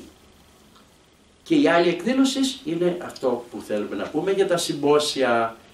Πίνω μαζί με κάποιον, συμπότης, συμπίνω, συμπόσια, πίνουμε μαζί όλοι. Μας έχει μείνει το συμπόσιο του Πλάτωνος, από το οποίο πήραμε πάρα πολλές πληροφορίες τι γινόταν εκεί. Συνήθως επ' ευκαιρία ενός γεγονότος καλούσαν παροσχάρι στο συμπόσιο του Πλάτωνο, ο Αγάθωρ και έχει νικήσει κάπου εκεί σε κάτι αγώνες και τους καλεί. Ελάτε σπίτι να συζητήσουμε για τον έρωτα. Το συμπόσιο του Πλάτωνος που ασχολείται είναι έκδοση της Ακαδημίας. Δυστυχώς 3 βιβλία έχει η Ακαδημία τυπώσει. Το συμπόσιο του Πλάτωνος, το περιποιητικής του Αριστοτέλους και ένα άλλο ξέρω εγώ για περί 7 σοφών κτλ. Ενώ ιδρύθηκε για να βγάλει το λεξικό, το αρχαιοελληνικό λεξικό της Ελλάδος που το έχει η Λειψία, το έχουν οι ξένοι, το έχει ο Ρίντερ Σκότ κτλ. Επιτομία του Τομαδάκη. Λοιπόν, και εδώ εμείς δεν έχουμε λεξικό φτιάξει η Ακαδημία που ιδρύθηκε το 1926 και ασχολούνται μάλλον με τα κομματικά περισσότερο. Δεν επενεύσαν καθόλου στην αλλαγή της γλώσσης οι κύριοι ακαδημαϊκοί. Λοιπόν, κάλεσε τον Σοκράτη, τον Παυσανία, τον Αριστοφάνη, τον Φέδρο, τον Αριστόδημο και πολλούς άλλους για να συζητήσουν. Όμως το συμπόσιο γινόταν από το βράδυ μέχρι το πρωί. Το πρωί φεύγανε αυτοί και δεν περνάει η νύχτα. Έπρεπε να τρώνε, να πίνουν. Είχαν και μουσική αυτοί, είχαν ένα που έπαιζε λύρα. Και είχαν και τις κοπέλες, τις αυλητρίδες που τους έπαιζαν τους αυλούς ωραία μουσικά κομμάτια. Βέβαια κάπου τις χαϊδεύανε κιόλας τις αυλητρίδες, αλλά αυτό είναι διάνοια. Επομένως, εκεί έτρωγαν, έπιναν, φιλολογούσαν, φιλοσοφούσαν, τραγουδούσαν, έλεγαν ποίηματα, τα συμποτικά που τα έχουν μαζέψει άλλοι κτλ. Μεθούσαν. Δεν έχουμε πολλές πληροφορίες, αλλά οπωσδήποτε πίνοντας κρασί έπρεπε. Παραδείγματος χάρη, στο συμπόσιο του Πλάτωνος, την ώρα που κάνει τη μεγαλύτερη ανάλυση ο Σοκράτης για τον έρωτα, μια φοβερή ανάλυση του Σοκράτους, τον έρωτα, δήθεν του τα έλεγε ιδιωτήμα, δεν πειράζει, αυτό είναι μια άλλη ιστορία. Λοιπόν, εκεί κάποιοι μισοκοιμούνται, λαγοκοιμούνται, αναφέρεται μέσα.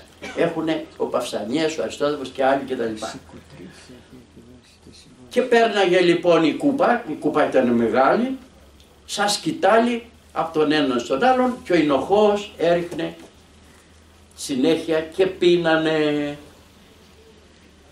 Μας έμεινε εμάς ότι συμπόσιον λέμε για τις καρδιοπάθειες, συμπόσιον για το περιβάλλον, συμπόσιον για τον καπνοδίστρια. Δεν λέμε να μαζευτούμε, να μιλήσουμε για το και να τρώμε και να πίνουμε. Συμπόσιον έμεινε και σε εμάς η λέξη, δηλαδή επ' ευκαιρία κάποιου γεγονότος γίνεται το συμπόσιο, όπως και τότε που γίνανε αυτά.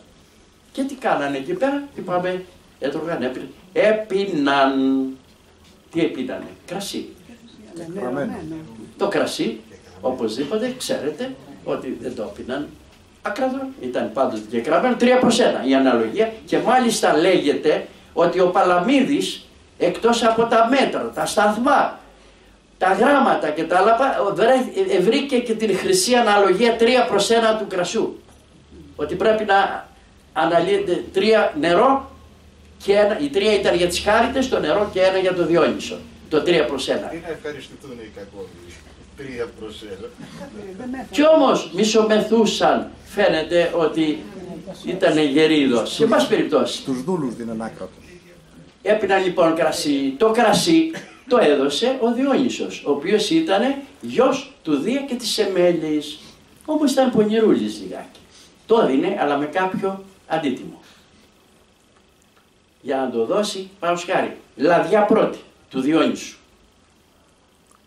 Ο Θησέας σκοτώνει τον Μινόταυρο με την βοήθεια της Αριάδνης.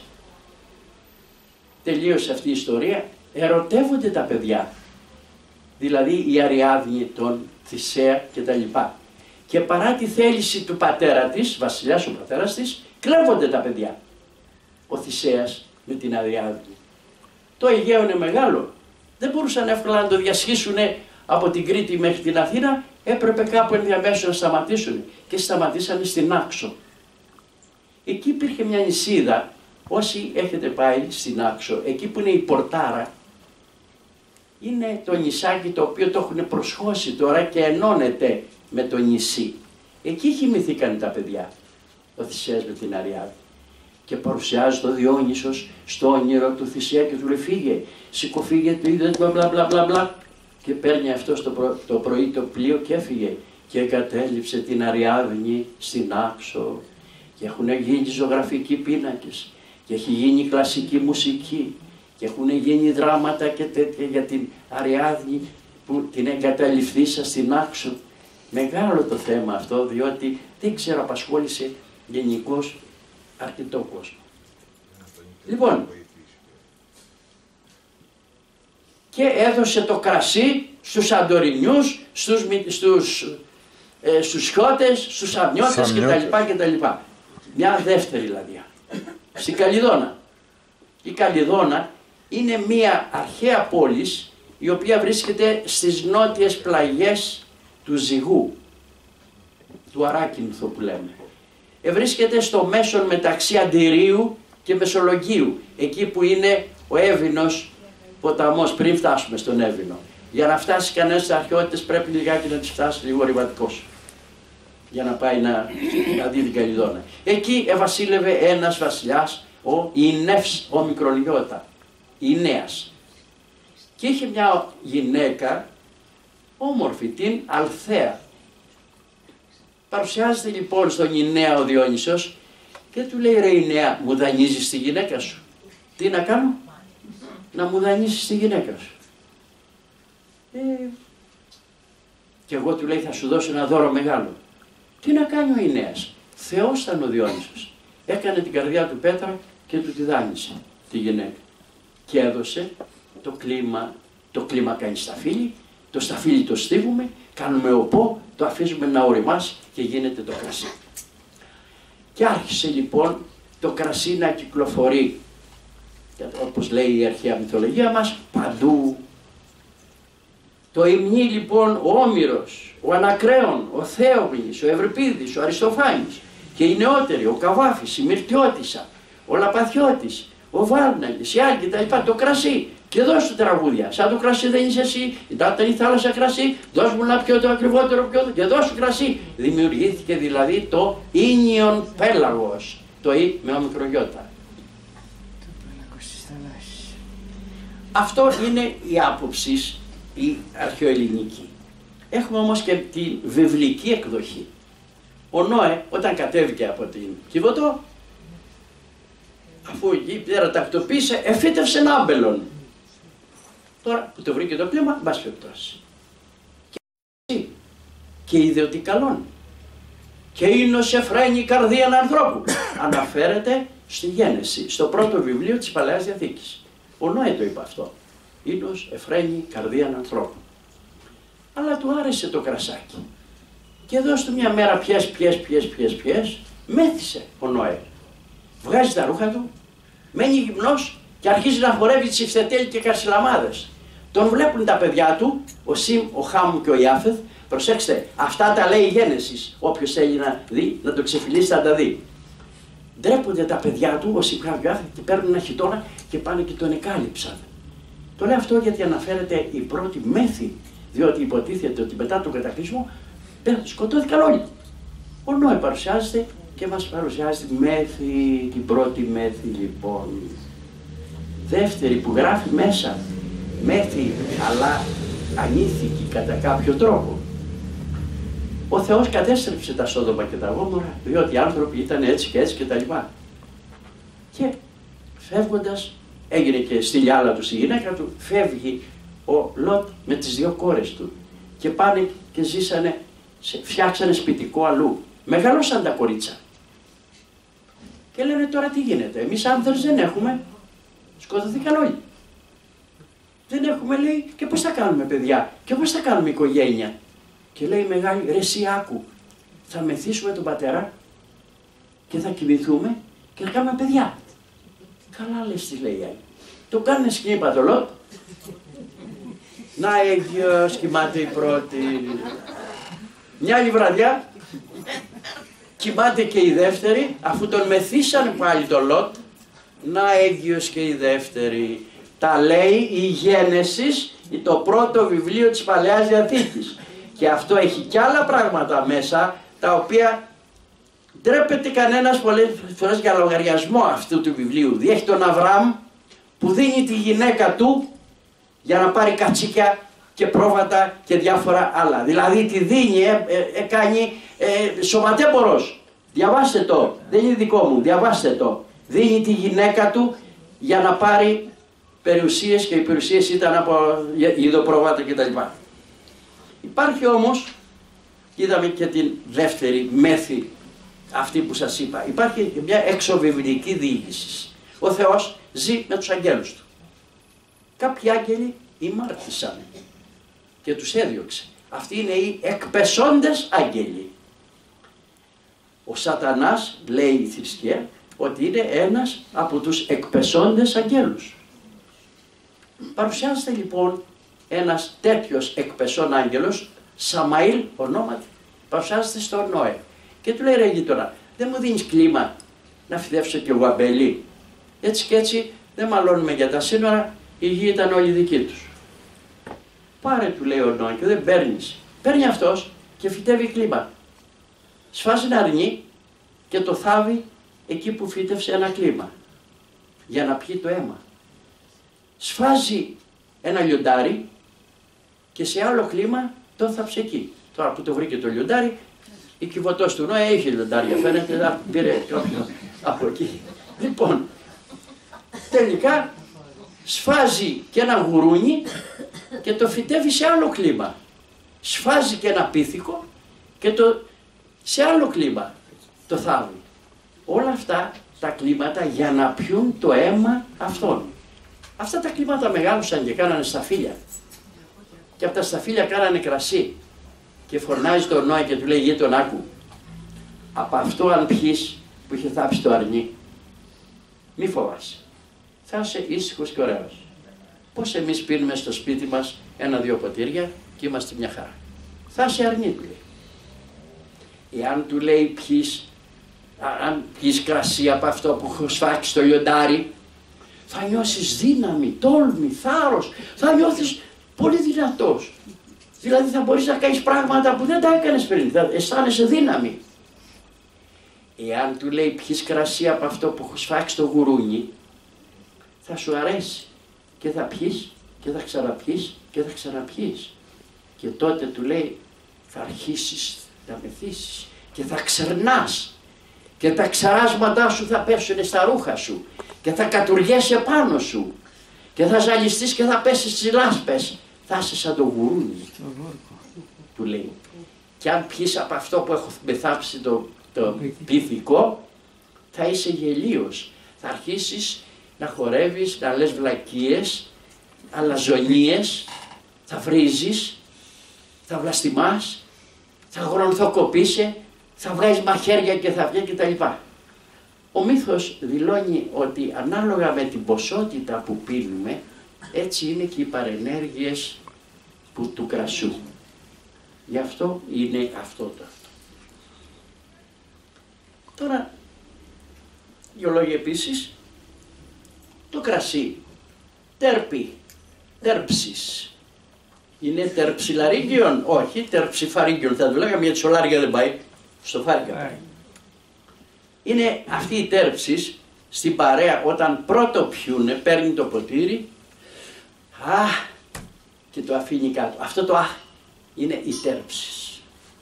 Όμως, φέρνει και λησμονιά της βαριάς βιωτικής μέριμνας. Άνθρωποι είμαστε. Προβλήματα. Να στείλουμε λεφτά στο παιδί. Να χτίσουμε το σπίτι. Να παντρέψουμε το κορίτσι. Να κάνουμε τούτο και κι άλλο. Να δώσουμε το δάνειο. Να δώσουμε τη δόση κτλ. Όλα αυτά είναι η βαριά βιωτική μέριμνα. Για να την ξεχάσουν μερικοί, πίνουν. Για τη λησμονιά. Πηγή δύναμης, είπα, το λιοντάρι. Νιώθεις δυνατός. Και έτσι στο λάμπτα της Ηλιάδος, ο Οδυσσέας παροτρύνει τους Αχαιούς, επειδή δεν πρόκειται να γίνει μια αποφασιστική μάχη με τους Τρώες, πιείτε. Διότι αύριο πρέπει να είμαστε την ίδια ώρα, δεν ξέρω, πρέπει να είσαστε δυνατοί, να έχετε τόλμη, να έχετε θάρρος. Γι' αυτό πρέπει να έχετε πιει. Τους παροτρύνει να πιούν. Και έχουμε και μια παροιμία. Ο ύπνος τρέφει το παιδί και ο ήλιος το μοσχάρι και το κρασί το γέροντα τον κάνει παλικάρι.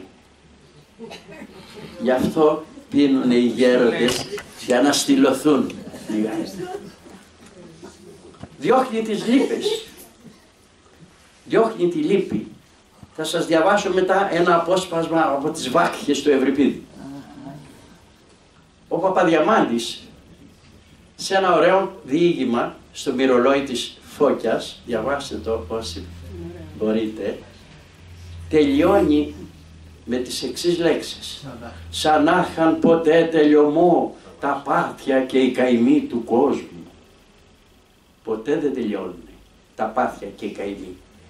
Αυτά λοιπόν που προκαλούν και τη λύπη και τα αυτά, μερικοί πίνουν το κρασί για να μην νιώθουν πολύ αυτά τα πάθια και τους καημούς. Είναι κάτω της εσωτερικότητός μας.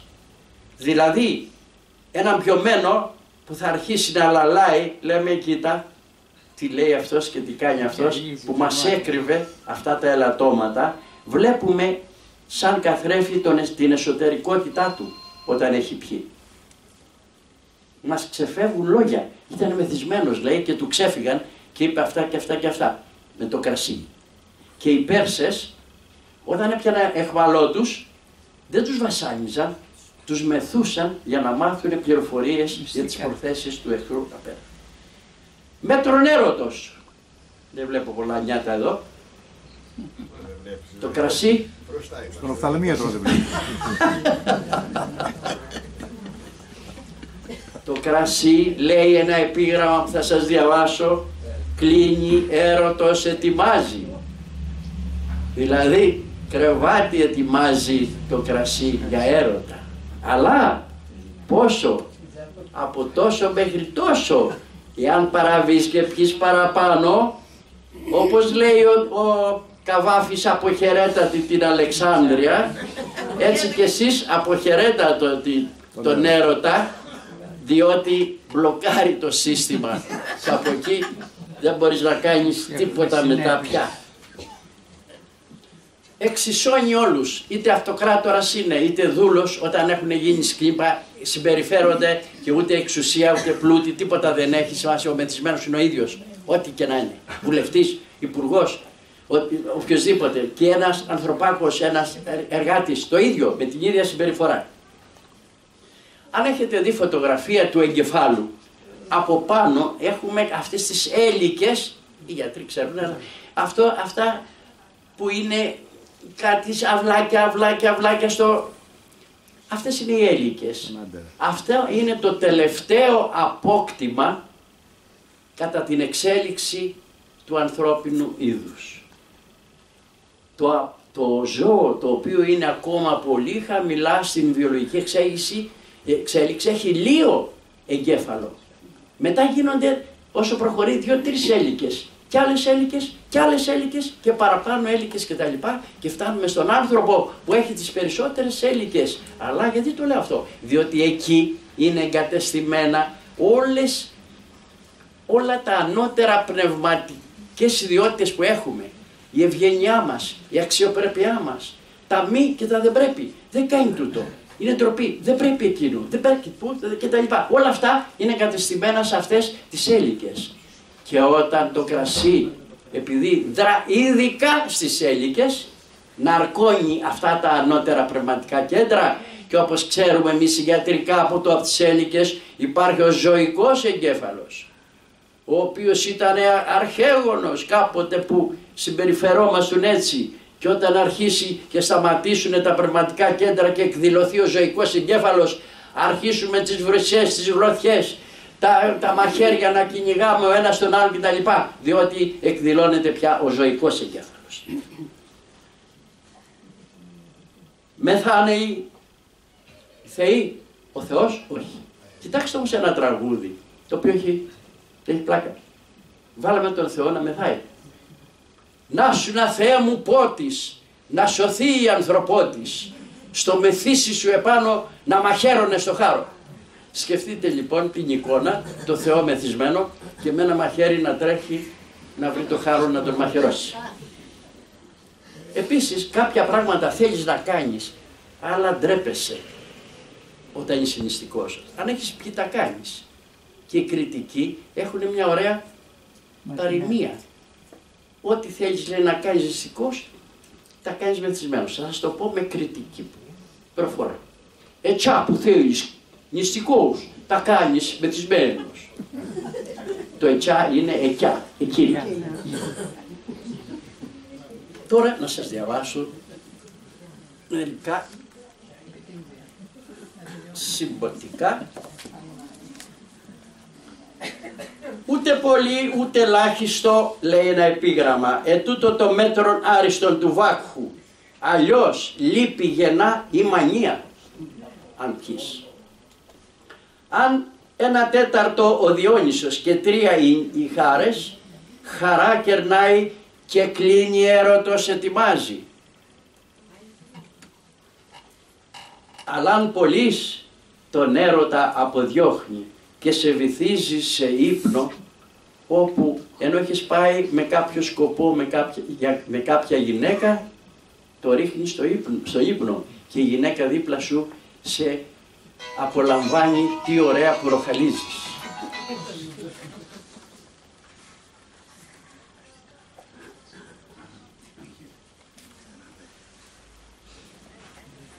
Ένας έμβουλος τον 4ο αιώνα π.Χ. Πρώτα υπάρχει και μια αμπελοφιλοσοφούν σε ταβέρνες παλιές, γραμμένο το πρώτο φέρνει τη χαρά. Όταν λέμε το πρώτο δεν πιστεύω να εννοούσε ένα ποτήρι, ή μισό κιλό ή κιλό ήταν. Το πρώτο φέρνει τη χαρά, το δεύτερο υγεία, το τρίτο το τραγούδι μας, το πέμπτο αστυνομία.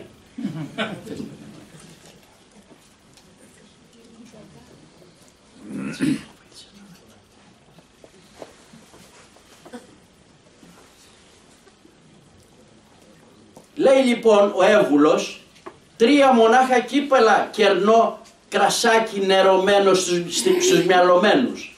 Το ένα της υγείας αυτό πίνουνε πρώτο, του έρωτα το δεύτερο. Το τρίτο του ύπνου και πίνουνε και φεύγουνε καλεσμένοι για το σπίτι τους. Λένε καλά περάσαμε παιδιά, εντάξει ωραία, άντε καλή νύχτα. Φεύγουνε, είχουνε πιει κάπως. Αλλά δεν συνεχίζουνε, οι άλλοι μένουνε. Για να δούμε τους άλλους. Το τέταρτο δεν είναι δικό μας, είναι της αλαζονίας, αρχίζουμε και λέμε σαχλαμάρες. Της φασαρίας το πέμπτο αρχίζουν και διαπληκτίζονται. Του ξέφρενου γλεντιού το έκτο, ανεβαίνουν στα τραπέζια, σπάζουμε πιάτα κτλ. Το πέμπτο σπάει μούτρα, όχι το πέμπτο, το έβδομο, σπάει μούτρα. Και το άλλο το 7ο-8ο στα δικαστήρια στέλνει.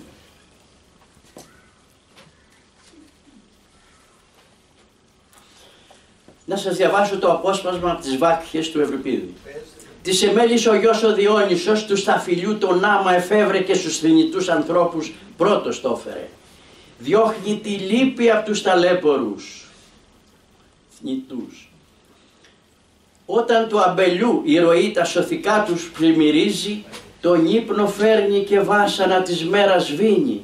Φάρμακο άλλο για τις πίκρες της ζωής κανένα.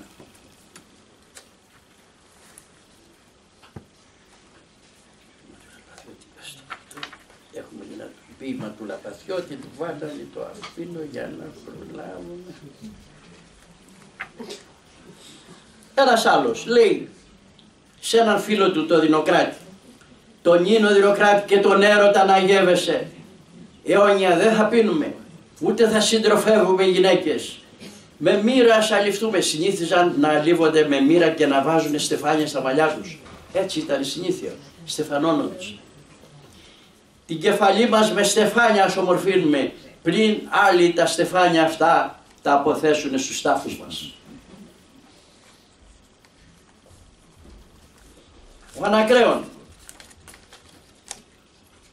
Τη βροχή πίνει η μαύρη γη. Πίνουν τα δέντρα εκείνη. Πίνει ποτάμια η θάλασσα. Μα ο ήλιος την επίνει. Και το φεγγάρι από το φως του ήλιου πίνει και εκείνο. Τι με μαλώνετε λοιπόν φίλοι μου εγώ σαν πίνω.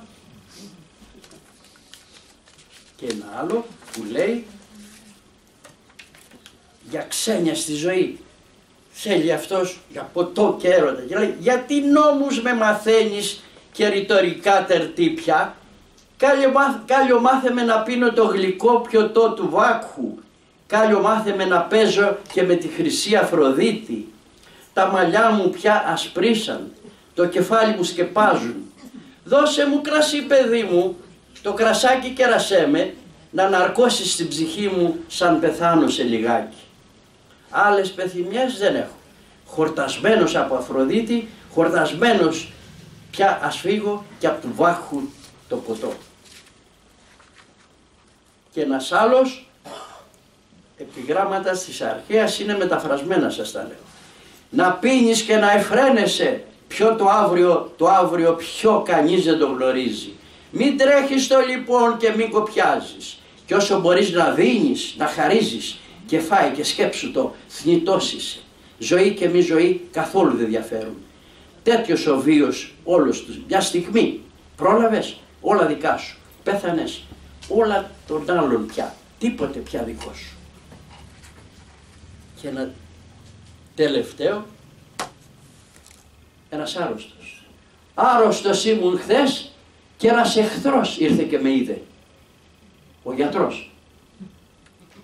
Κόψε το κρασί μου είπε, μόνο νερό να πίνεις. Ο ανόητος. Τίποτα δεν τον δίδαξε ο λόγος του Ομήρου.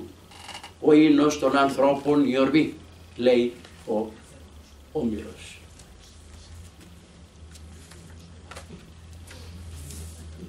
Τώρα να σας πω λιγάκι για τα επιτύμβια.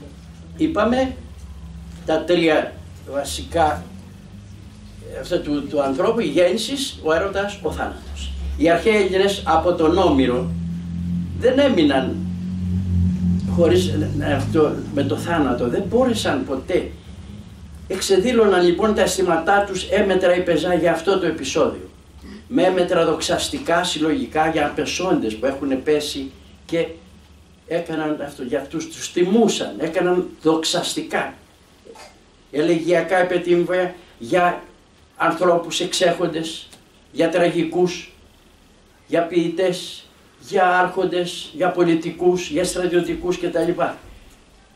Οπωσδήποτε έπρεπε κάτι να πούνε πάνω στο επιτύμβιο για αυτούς τους ανθρώπους.